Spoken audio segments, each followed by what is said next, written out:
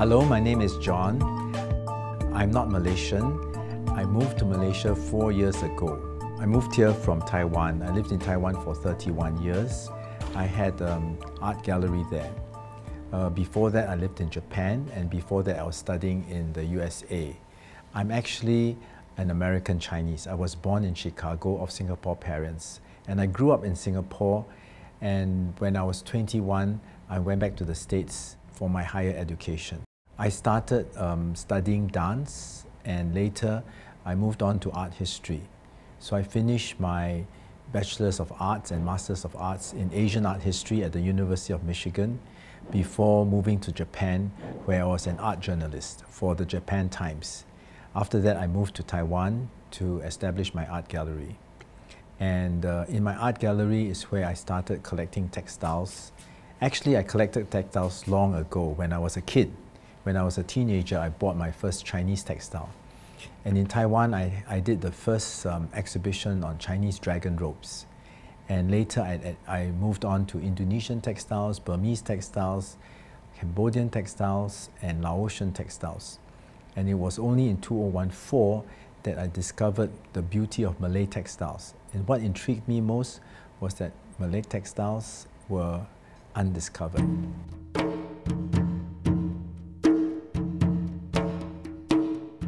I think the fact that I grew up in a Malay society in Singapore, like my grandmother, she lived in the Malay kampong. And I was in a Malay environment, but I knew so little about it. So that made me kind of ashamed of myself that I was in that environment and I didn't know much about it. So when I came to Malaysia and I found out there's so much to learn, and what I learned was so interesting, that it drew me to it. When you come to Malay textiles, there's a dearth of knowledge about it, and there's a scarcity of written material. I think there's less than 20 books on Malay textiles, so that intrigued me. The other thing is the nostalgia that it gives me, because it reminds me of old Singapore. You know, coming back to Malaysia was very heartwarming, because when I go to Singapore, I don't see any of the Malay kampongs. I don't see the old kacang putih man, you know, that you see, that I was used to. And then I see a lot of things that bring me back to my old days. And as you get older, you become more nostalgic. I think that's a natural thing. You kind of yearn for your earlier days. And I think that's what brought me back to Malay textiles and to Malaysia. This collection is special in that it represents Dunia Melayu, the Malay world, which has comparative examples from India, from Persia, from Yemen, from Cambodia, from many countries. So you can see how the textiles derive their patterns, and you can compare on the spot right away. And a lot of museums do not offer this visual experience for comparison. The museums, they just show highlights of a few textiles, whereas I'm showing the whole genre of Malay textiles in its entirety, meaning that I include all the 12 categories. And when you see all the 12 categories, you get you learn about different aspects of Malay culture. In its entirety, it can reveal or unravel certain aspects of Malay culture that we do not know about. For example, the consistency of refinement in the textiles expresses a Malay quality called elok. Elok has been diminished to the meaning of good looking.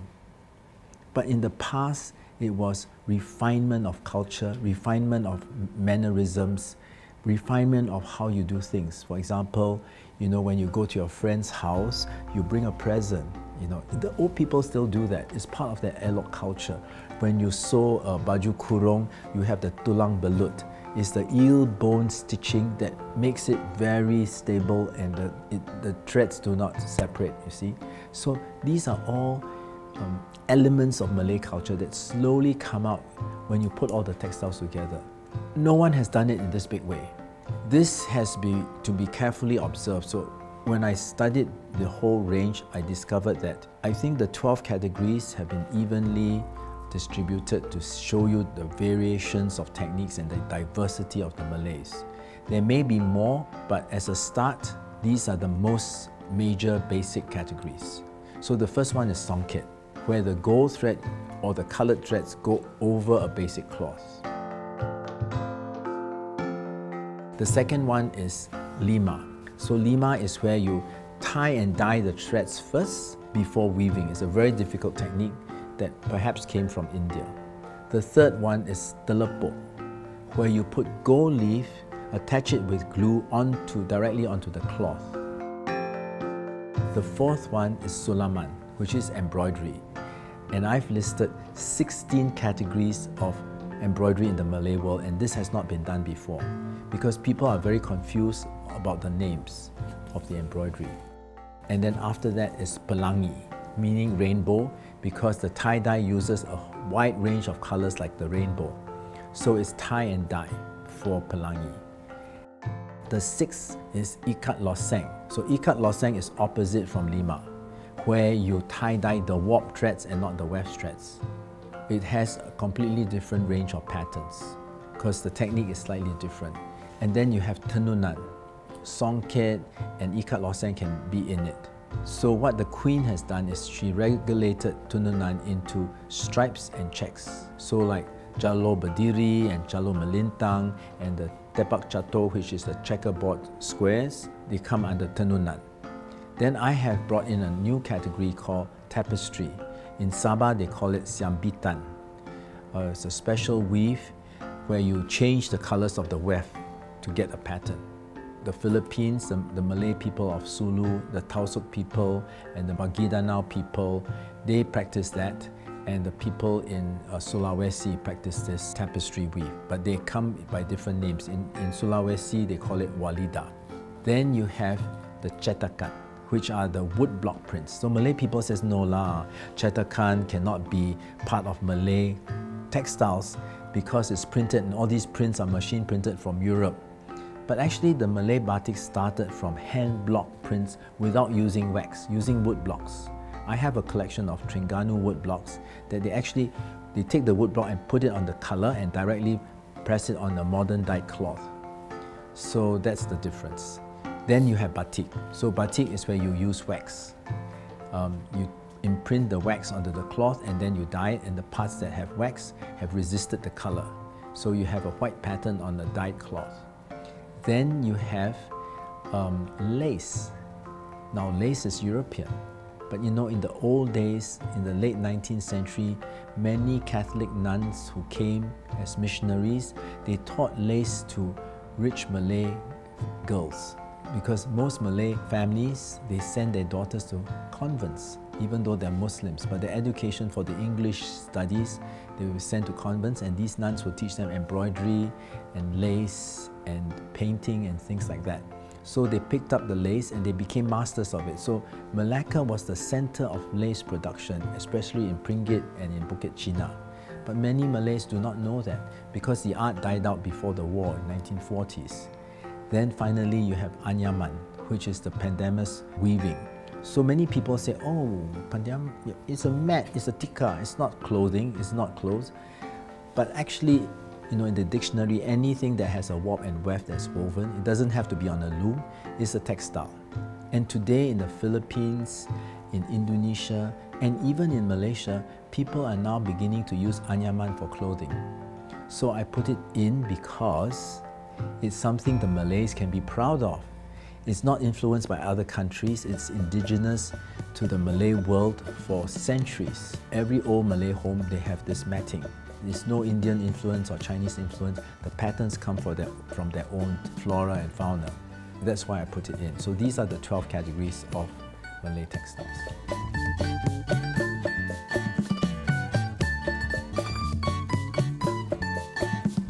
Actually, the map is telling you the range that I'm exhibiting in this exhibition. It's about the Malays in the Malay world, but not about the Malays in Malaysia. So most museums in the region, not just in Malaysia, but in a lot of countries in Southeast Asia, only display the art from their own region. There's good and bad about it because you know it's authentic and you know it's from the region because they're not incorporating the arts from the outside or the surrounding areas. So when I went to Aceh, they only had Acehnese textiles in their museum. Same with Jambi, they only had Jambi textiles. So I'm confident that what I saw was from Jambi, not imported from other countries or other places. But that doesn't give you the full picture of who the people are. Like Malaysia is such an interesting country because it's right smack in the center between the East and the West. So you have Arab, you have Persian, you have Turkish, you have Indian, you have Dutch, you have English cultures entering the country. And then from the other end, you have Japanese and Chinese and East Asian countries entering and intermingling in this corner of the world. The diversity, so this exhibition, when you see the map, you see the diversity of the cultures and the extensiveness of the culture.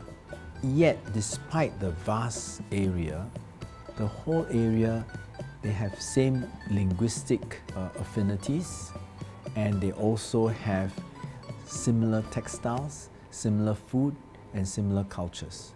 Almost all these places, they practice the silat, they use the kris, they eat onde-onde, they wear samping songkets for important occasions. So, you know, if you take Java, which is a little, I didn't put Java in red because for ceremonial occasions, they use batik, whereas the Malays would use songket, right? For special ceremonial occasions, the Javanese will have their shoulders exposed because they wear the kemban, whereas the Malays would wear the baju kurung for the most official ceremonies. So this is the difference.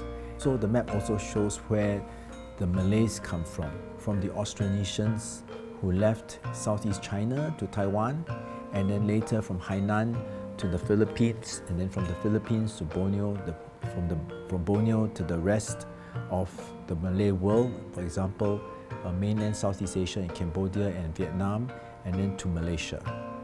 And then these people, the early migrants, moved up to the mountains and they become the Murut, the Ibans, these people, whereas the later migration of the Malays came and resided in the coastal areas.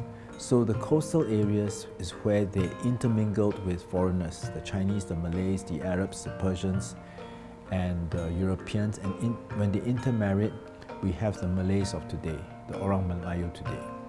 This is the textiles of the Malays is what I'm showing, where you see a lot of influences as well. So that's the importance of the map. When you understand the map, then you can understand the complicated connections and origins of these textiles.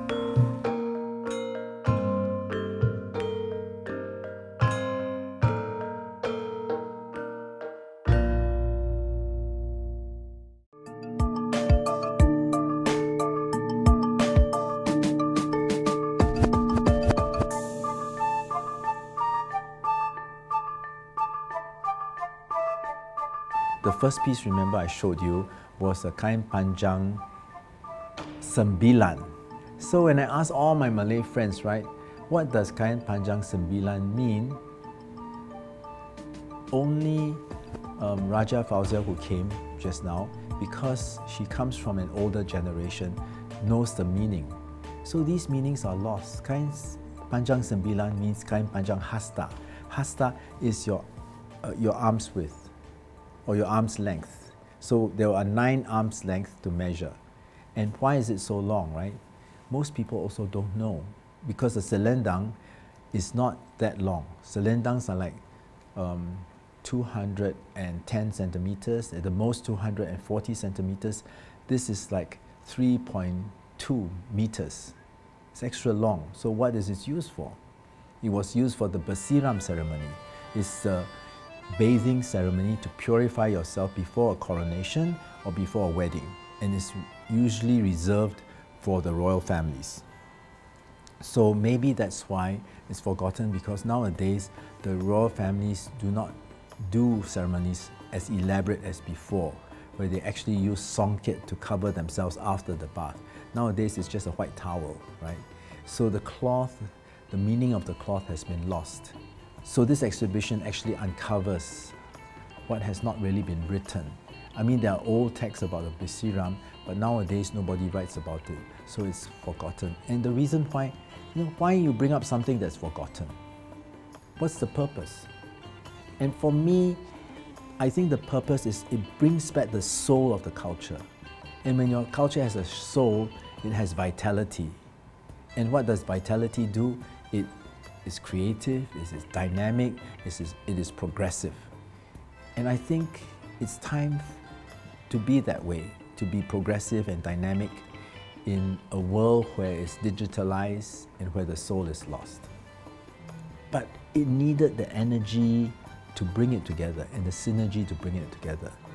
And I think the universe helped me with that. And many times I could not afford to buy the textiles because they were so expensive. And the textiles landed on my lap for free due to unusual circumstances. In fact, they were the most expensive textiles that I got for free. I don't know, I think in this exhibition I discovered something that people should discover, that you should choose the right path, and when you do, the universe will support you. It was a lot of the connections have not been recorded because the people who know about the connections didn't feel it was important to record it, and now they've all passed away. For example, I discovered that the charm textiles from Cambodia, a lot of the patterns were exactly the same as the textiles in Minangkabau. But Minangkabau is West Sumatra. You have to cross the mountains, go to the Straits of Malacca, go under Singapore, go all the way up to the north to get to Champa. So how did that connection happen? And again, by divine intervention, I got to know how it happened. I was struggling with this. I was looking through Google. I was checking all my books. I had stacks of books on my table about Champa customs and all that. I couldn't find why Minangkabau and Champa are related. And as I was searching, my doorbell rang. There was a book delivery. It was a book I ordered months ago, which was out of stock, and it finally arrived. I just opened to the middle of the book, and it says the port of Ha Tien, where Minangkabau people resided, and it was just south of the Champa village. My God, how did that happen? Just when I needed it, the news came. It was like something sent from the universe. Because of modernization and urbanization, new textiles evolved and come up into the market. For example, there's this fascinating category of artificial songkets made with rayon. It was very popular during the P. Ramlee and Saloma period. Till now, I still don't know who made them. Nobody can tell me, even though it was produced in the 50s and 60s, but no grandparent knows. They said they just bought it, they never asked where it was made. I suspect that it was made in Singapore because it's machine woven and was used mostly by Singapore actors because Singapore was like the movie hub of the Malay world. So all the Malay movies were made in Singapore, and you see all the actors, like the Hang Tuah movies and all, they were wearing the same sarongs.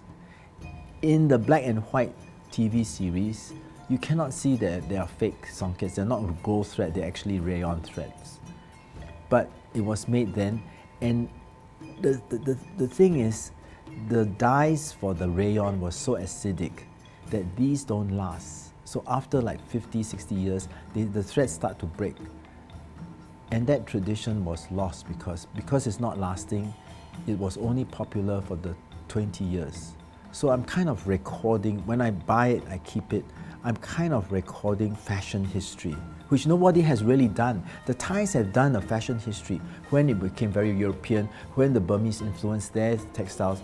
They have actually recorded it. But the Malays have not recorded the different fashion scenes throughout their history.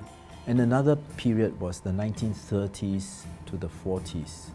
The Japanese were so intent in breaking into this Malay market because it was huge. Again, the map, right, shows the immensity of the Malay world and the market. So when you have such a big market like in China, right, any company that gets to the market, wins because the number of people that will buy your product is phenomenal. So when they came into the Malay world, they were very smart. They saw what the British were selling well. They copied the British things to sell to the Malays at a cheaper price. But because they made it cheaper, the quality was not as good. So the Malays liked it at first because it was cheap, but after the war, they looked for better things. So the Japanese goods, were not popular anymore. So that fashion only lasted 10 years, where they used very cheap habotai silk with prints, silk screen prints, but not using color fast dyes. So you cannot even wash it. So it lost its popularity. It was at once popular. So you see, when you record these historical periods of fashion, you're actually seeing the change of mindset of the Malays at different periods in their history. So this is not recorded. Be aware of your textiles and your culture is to be aware of who you are. So when you look at the textiles, you'll notice that there's a lot of hard work going into it. So I feel when I look at the textiles, the Malays are hard-working people. But when you look at the British reports in the old days, they call the Malays lazy. So I think the Malays have shown otherwise. So was there some error in their judgment? I think there is, because the textiles are evidence. When you look at Malay textiles, you feel that Malays are very focused on achieving what they want. Because some of these textiles, if you're not focused, it will not happen, because it was so difficult to make. I feel the Malay character, if you look at the textiles, they like to challenge themselves, because they use techniques that are almost, in today's thinking, impossible to make. Even the computer cannot come up with a way to weave it. So, I'm learning a lot about the Malays. When I ask the Malays, they do not know, because they are influenced by the media and not by the evidence of their own heritage. I think the Malays should go back to the heritage, see who they really are, so they become confident and they don't get defensive when people call them lazy, because they know they're not, right? They can be lazy, but it's not their nature to be lazy. And other aspects, they're ingenious, they're very creative, they are very artistic, and they never copy. They're not copycats. So when you say things come from India, things come from this place, things come from that place, they don't copy the designs directly. They adopt, they adapt, and they make improvements, and they recreate. So I think it's important to know, to be aware. And today, that awareness is lost because everything is digital. We don't feel who we are. I think it's very important that when you see evidence of who you are, you have to feel who you are. And that feeling is lost because it's a digital world. Everything is dependent on the computer. The educational system is not focused on teaching young people about their culture or the culture of the world. So I met a young Malaysian here who was 11 years old, and I told him that this embroidery was done for the Parsis in Surat. And I asked around, anybody know who the Parsis are? And this 11-year-old boy put up his hands. Oh, they are the Persians, and they are Zoroastrians who worship the sun. I said, oh my God, you know? And I said, and I'm wondering, how does a Malaysian kid know this? Because even Malaysian adults, a lot don't know who the Parsis are. So I asked him another question. Are the Parsis rich or poor? He immediately said rich, because they're all into banking, they're all into finance, they're all super rich. So he understands the Parsis, and when you understand this, you understand the world. So when I asked him, did you grow up here? He said no. He studied in London. he was born here, but the family moved him to England. So I'm wondering, is it the educational system that doesn't instruct us here about people, other people of the world, and about ourselves? So I feel when I came here, there is a strong lack of knowledge about culture. And why is it important? This is not emphasized in the education, right? So the culture has become, in my opinion, it might not be true, but what I've observed, kind of soulless, because meanings have been lost.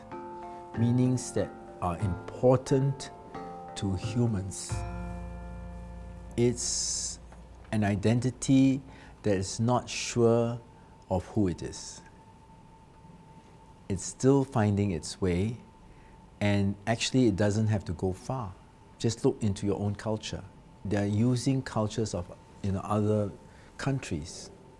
They're liking things of other countries, so their identity, I think in a way, is lost for the young people. They don't know where they stand and who they really are. Like, what is it to be Malay? I think now the only thing is the food. Malaysians are proud of their food, and that's good, but understanding Malay food is also quite deep. And when you know Malay food in its entirety and in its depth, you feel the culture very rich. But now, I feel there's still lots more to learn the Malays themselves about their own identity and the identity that they project to the outside world.